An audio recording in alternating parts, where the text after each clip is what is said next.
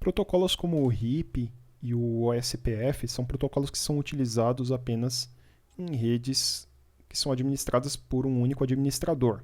Quando eu falo de um único administrador, eu não quero dizer uma única pessoa. Quero dizer redes pertencentes a uma mesma instituição, uma mesma empresa. Quando a gente fala de um pacote que está saindo de uma máquina da nossa casa e indo até uma página da internet, esse pacote ele geralmente passa por redes administradas por diversas empresas diferentes. E aí não são utilizados esses protocolos. A gente pode ter, por exemplo, um protocolo OSPF definindo como que o pacote vai ser roteado dentro da rede do nosso provedor até ele chegar a um roteador que esteja conectado na rede do próximo provedor do meio do caminho. Mas o OSPF ele não vai definir a rota inteira do pacote desde partir do remetente e chegar até o destino. Isso porque o roteamento na internet é hierárquico. A internet é constituída por um conjunto de redes que são operadas com autonomia por operadores diferentes e a gente chama cada uma dessas redes autônomas de sistemas autônomos. E a forma como esses sistemas autônomos conversam entre si para definir como que o roteamento vai se dar de uma ponta até a outra, passando por vários sistemas autônomos da internet, é o protocolo BGP.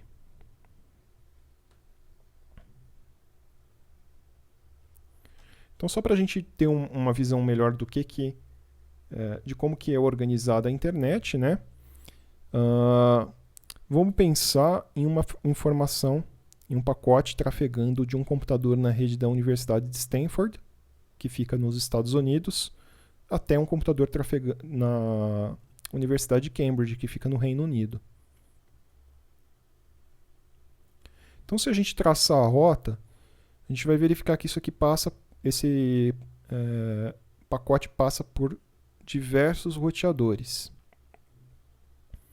O primeiro roteador seria um roteador aqui dentro da própria rede da Universidade de Stanford.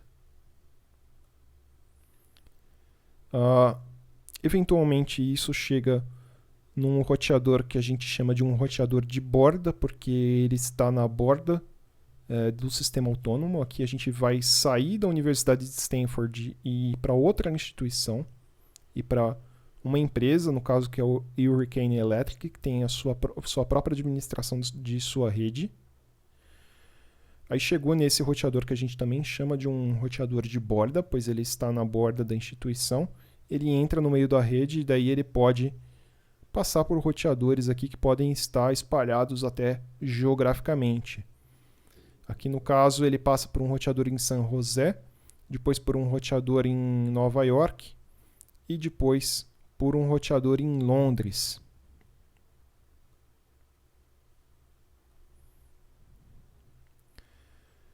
Aí, já em Londres, ele chega nesse roteador de borda que pertence a uma outra empresa, que é a JANet. E dentro da rede dela ele também passa por alguns roteadores. Por fim, ele sai da rede da JANet e chega na rede da Universidade de Cambridge. Dentro de cada uma dessas redes, cada uma dessas instituições e empresas pode escolher qual algoritmo, qual protocolo vai utilizar para definir como que se dá o roteamento aqui dentro. E a gente vai ter um outro protocolo que é o BGP, Border Gateway Protocol, que define como que a gente escolhe por quais sistemas autônomos, por quais instituições ou empresas a gente vai passar até chegar em um determinado destino.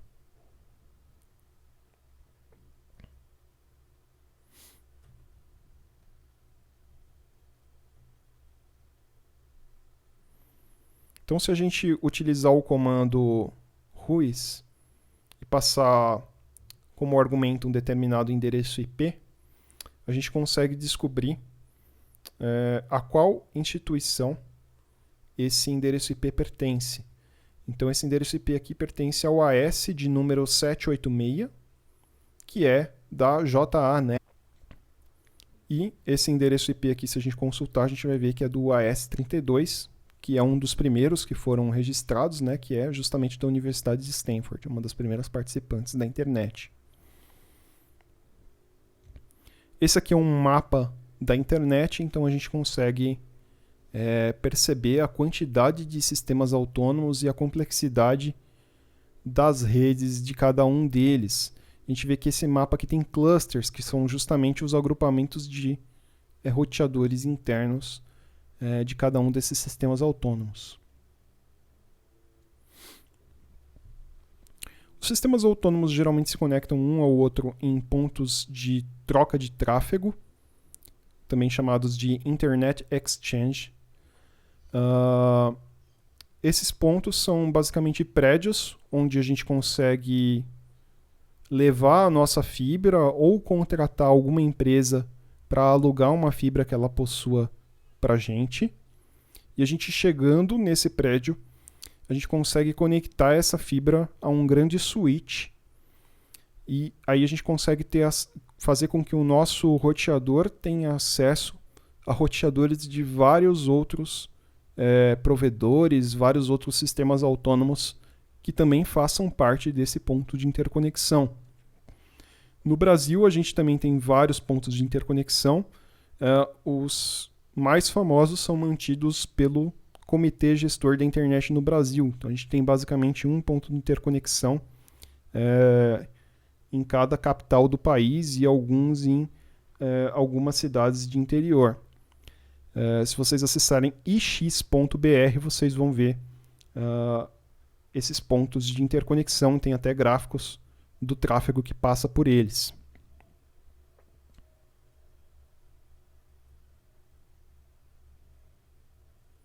Então a gente tem lá o switch, que é fornecido pelo Internet Exchange, pelo ponto de troca de tráfego, e os diversos sistemas autônomos, né, Autonomous Systems, conseguem se conectar a ele.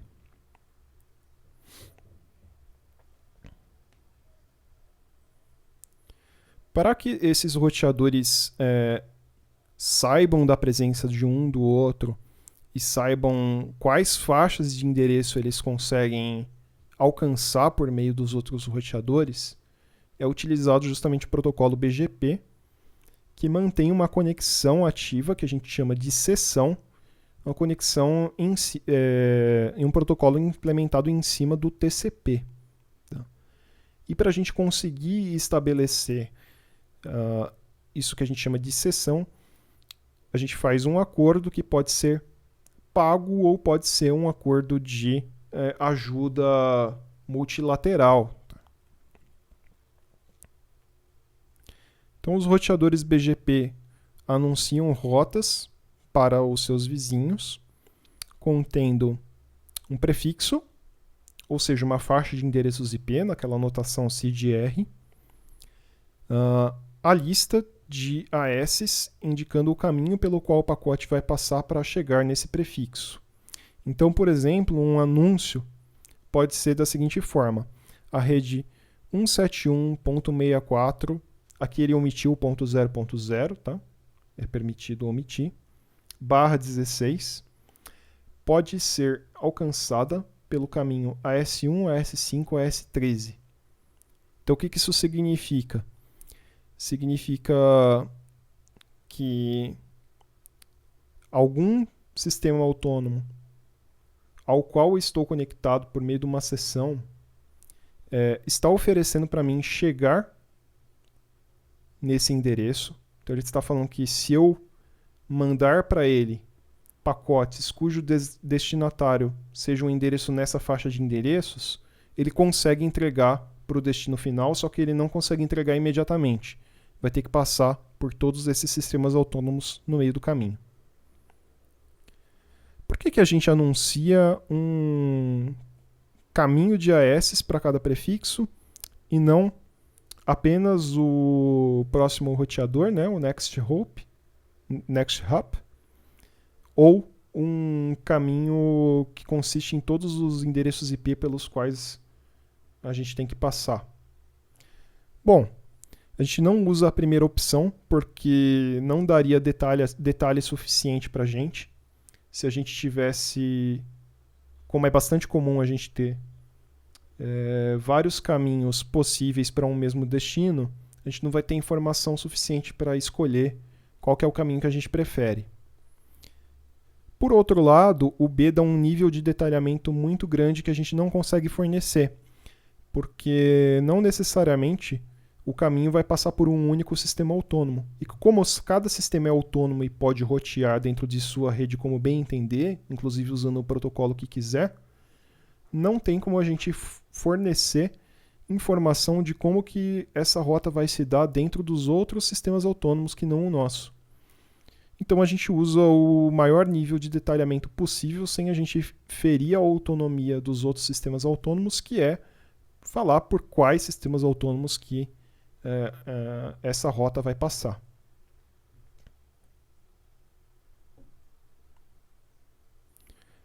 Caminhos com loop são detectados localmente ignorados, então o BGP ignora esses caminhos.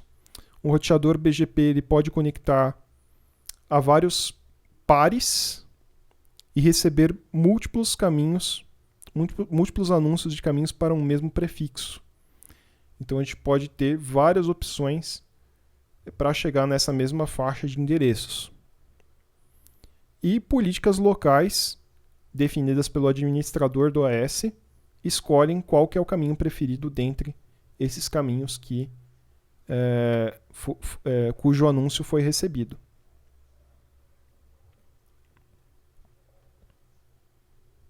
Como que isso é configurado nos roteadores? Os pares, né, os vizinhos BGP, estabelecem uma conexão TCP. Então eles precisam conseguir alcançar um ao outro. Se a gente está falando, por exemplo, de um IX, existe uma rede lá dentro do IX. Cada roteador tem um endereço IP nessa rede. É uma subrede lá local, do ponto de vista do IX. E aí o roteador da UFSCar, por exemplo, que está lá no IX de São Paulo, consegue alcançar, por exemplo, o roteador da Google, que está lá também, porque está com um endereço que ele consegue alcançar lá localmente. As conexões TCP são configuradas manualmente em ambas as pontas. Então, para eu conseguir estabelecer uma conexão, uma sessão BGP com a Google, eu preciso entrar em contato com o administrador da rede da Google. Eu preciso combinar com ele, falar, você vai colocar essa configuração no seu roteador e eu vou colocar a mesma configuração aqui do meu lado. Não é exatamente a mesma, ele vai colocar uma senha e o endereço IP do meu roteador, e eu vou colocar a mesma senha e o endereço IP do roteador dele lá na rede do IX, por exemplo, que é onde a gente está se encontrando fisicamente. Então isso daí precisa ser configurado manualmente, entre aspas. Hoje a gente já tem mecanismos automatizados. Alguns sistemas autônomos fornecem portais que você entra, acessa, fala dentro de qual ponto de interconexão físico você está, que você quer alcançar aquele sistema autônomo, preenche um formulário e daí ele tem um robozinho que automatiza a configuração do roteador. Então, manualmente, entre aspas. E existem também formas de agregar vários anúncios de uma vez só. Então, por exemplo, nos pontos de interconexão mantidos pelo Comitê Gestor da Internet no Brasil, existe o que eles chamam de route servers, que você estando fisicamente no ponto de interconexão, você pode conectar esses route servers, estabelecer uma sessão com eles, e lá você consegue receber anúncios e enviar anúncios para todos os outros sistemas autônomos conectados no mesmo route server.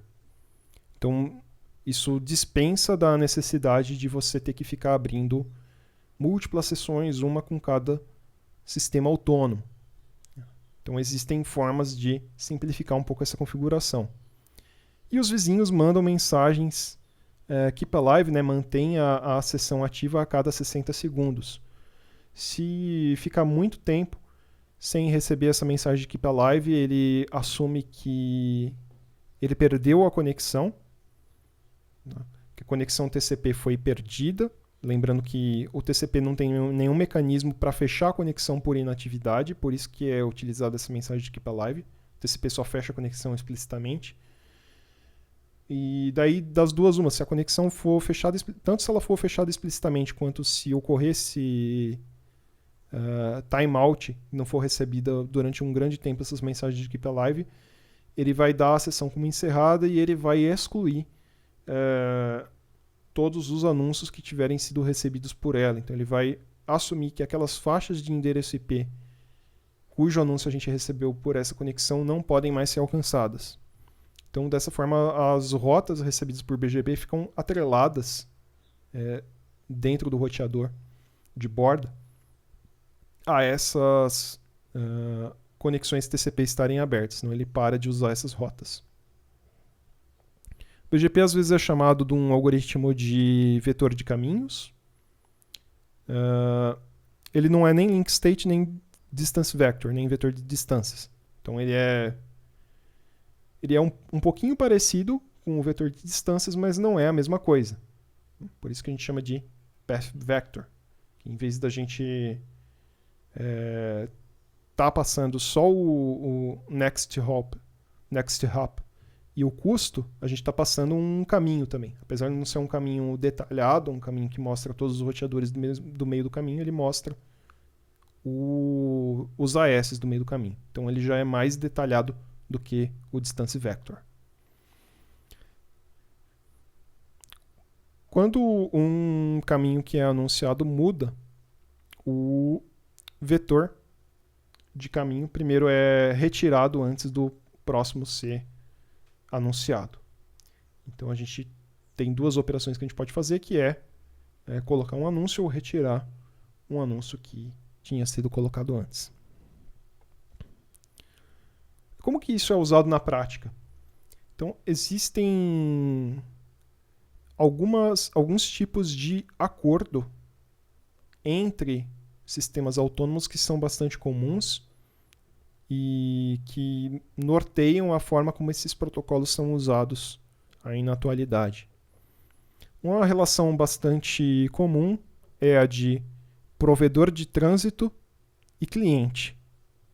Então, os clientes pagam aos provedores, só para ser mais específico, provedor de trânsito é o termo que a gente usa, para carregar os pacotes deles a um destino qualquer na internet.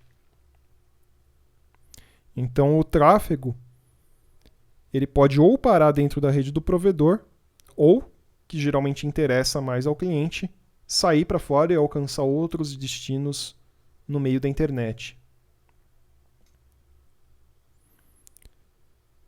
A gente pode ter uma hierarquia, não necessariamente existe um único provedor de trânsito que manda em tudo. A gente tem uma hierarquia e provedores de trânsito muito comum que eles contratem serviços de outros provedores de trânsito. Então a gente pode ter uma hierarquia aqui de um grande provedor de trânsito fornecendo serviços de trânsito para provedores menores e, por fim, eles acabam oferecendo serviço para clientes que não querem atuar como provedores de trânsito, querem só usar a internet mesmo.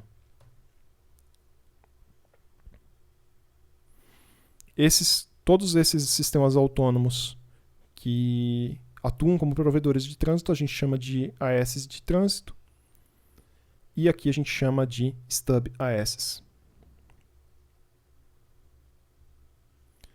Esses AS eles não precisam ser muito inteligentes, tá?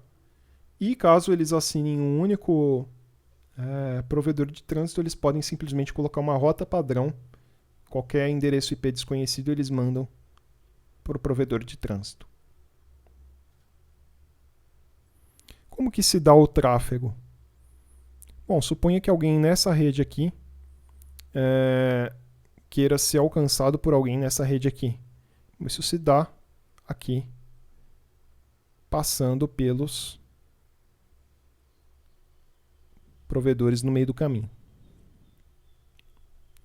Uma outra relação que é bastante comum, além da relação de provedor de trânsito e cliente, é a relação de peering, ou de pares. Tá? Quando a gente fala de peering, a gente geralmente está falando qual que é a diferença para uma relação de provedor e cliente? A gente está falando de uma relação que geralmente não envolve acordos monetários, embora possa envolver, nada impede, mas geralmente não envolve. E como ela geralmente não envolve acordos monetários, ela não é uma relação tão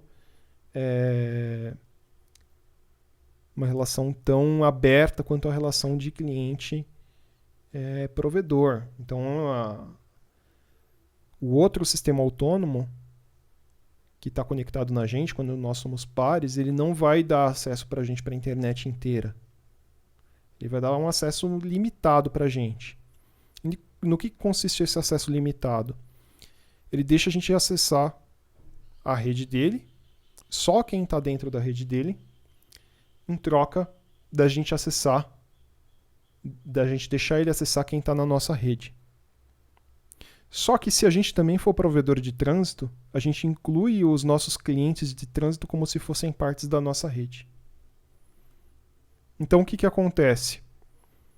Suponha que esse sistema autônomo é par desse, que é par desse. E suponha que esses aqui de baixo são clientes, cada um do que está acima deles. Se alguém que está na rede desse provedor quiser acessar alguém que está na rede desse provedor, pode passar por esse enlace que é mantido por esse caminho, né? É mantido por um acordo de peering. Por quê? Quem é cliente de trânsito desse provedor é considerado parte da rede dele. E quem é cliente de trânsito desse outro provedor também é considerado parte da rede dele.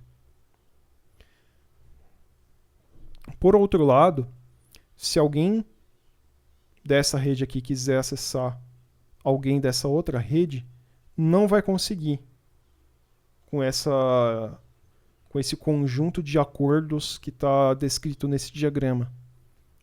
Porque, embora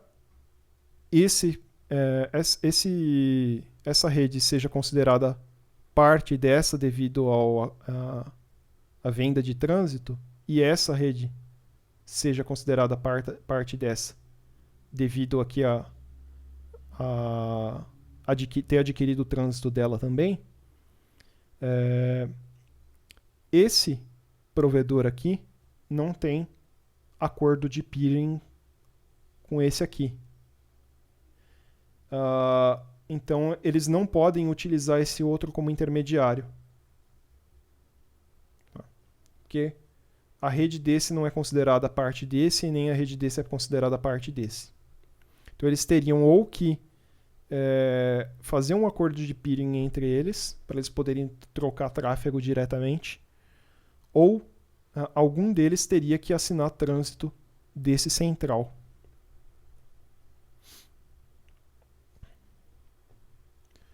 Na prática, isso acaba se organizando da seguinte forma. A gente tem alguns provedores que são muito antigos e que por isso eles conseguiram obter vários acordos de peering com outros provedores importantes, e a gente chama esses provedores de Tier 1. Então a gente define como uma rede Tier 1 uma rede livre de trânsito, na qual os pares se pareiam, né, com cada outra rede Tier 1. Então a gente tem aqui um conjunto de sistemas autônomos e cada um tem acordo de peering com todos os outros.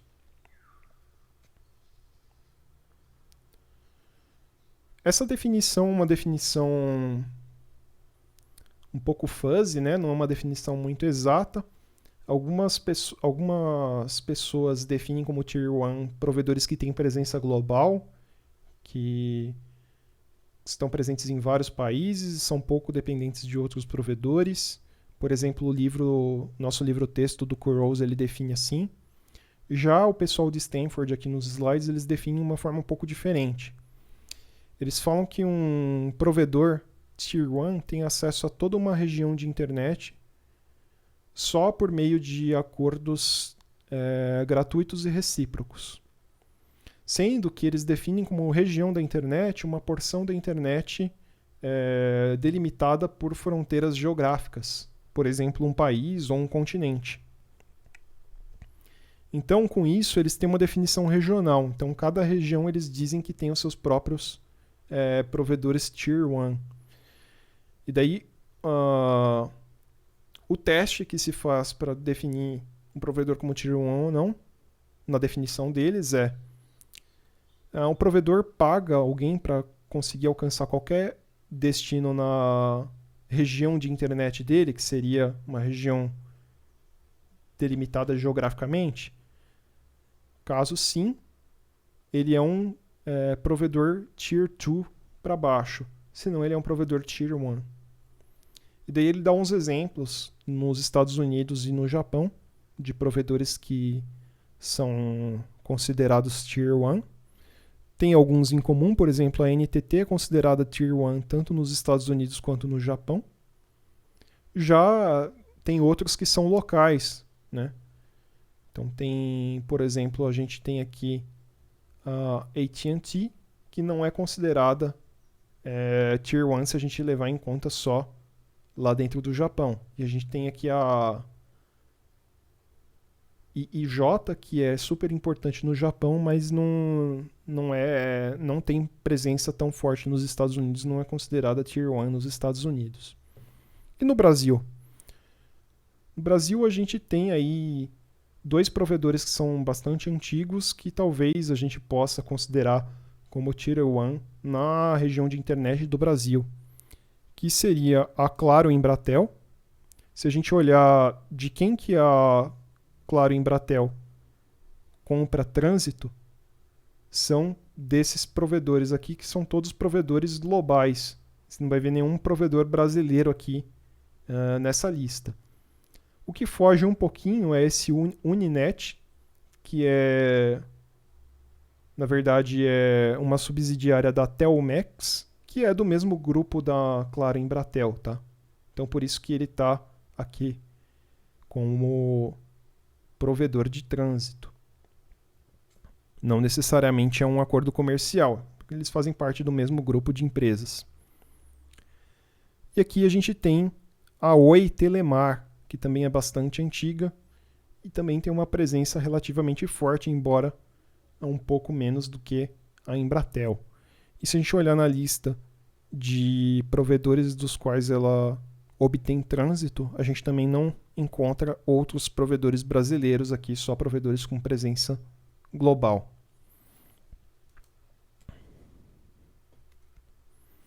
Então a gente acrescentando essa figura dos provedores Tier 1 naquele diagrama, a gente consegue ter uma visão um pouquinho mais próxima de como é a realidade. A gente percebe que existem aí vários níveis, né? Então a gente tem os grandes provedores com grande presença, que são os Tier 1, que geralmente tem aqui os acordos de peering entre si.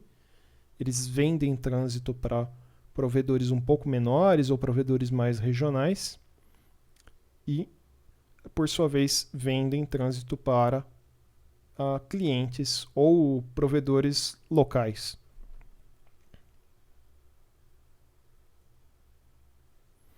Então aqui, embora o tráfego daqui para cá não seja permitido, como esse sistema autônomo assinou trânsito de um sistema autônomo Tier 1, ele acaba conseguindo chegar nesse outro sistema autônomo passando aqui por esse caminho.